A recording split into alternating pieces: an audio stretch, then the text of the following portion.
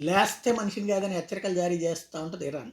అది ఎప్పుడు లేస్తో తెలియదు. లేస్తే చావ చితగ్గొట్టడానికి సిద్ధంగా ఉన్నాయి అమెరికా, యూరప్ దేశాలు. ఎందుకంటే ప్రపంచంలో తీవ్రవాదానికి ఆయుధాలు సమకూరుస్తున్నది అదే. ఇంతవరకు తీవ్రవాదానికి పుట్టినిల్లు పాకిస్తాన్ అయితే, ఇప్పుడు మెట్టినిల్లు ఆఫ్ఘనిస్తాన్ అయితే, వాళ్ళని పెంచి పోషిస్తున్నటువంటి రాజపోషకుల కింద ఉంది ఇరానే. ఓ పక్కన హౌతీ తీవ్రవాదులు, హమాస్ తీవ్రవాదులు, హిజ్బుల్లా తీవ్రవాదులు, Islamic resistance force, Islamic jihadist force ఇట్లాంటి సంస్థలతో పాటుగా పాకిస్తాన్ దగ్గర ఉన్నటువంటి తీవ్రవాద సంస్థలతో పాటు ప్రపంచవ్యాప్తంగా తీవ్రవాద సంస్థలకి ఆర్థిక సాయం చేస్తూ, ఆయుధ సాయం చేస్తూ నిలబెడుతున్నది ఇరాన్.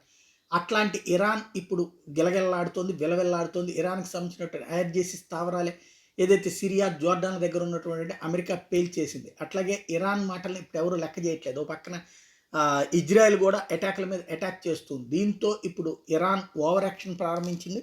పెద్ద ఎత్తున విన్యాసాలు ప్రారంభించింది. Iran used Islamic revolution anniversary celebration to send A warning to Israel and the USA. Iran showcased A range of it's ballistic missiles including Matriz, Haz-Qassim and Sejji Simog.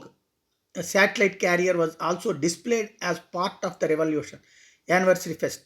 Palestina was the prominent theme in Pan-Iran celebrations of Islamic Revolution. ఓ పక్కన Islamic revolution అనేటువంటి సంస్థ నడుపుతున్నటువంటిది తామేనన్నటువంటి విషయాన్ని ప్రత్యక్షంగా అంగీకరిస్తూ వాళ్ళ యానివర్సరీకి ఇది participate చేసిందంటేనే తీవ్రవాదులకు ప్రత్యక్షంగా సాయం చేస్తుంది తనేనన్నటువంటి విషయాన్ని తేల్చి చెప్పినట్టే.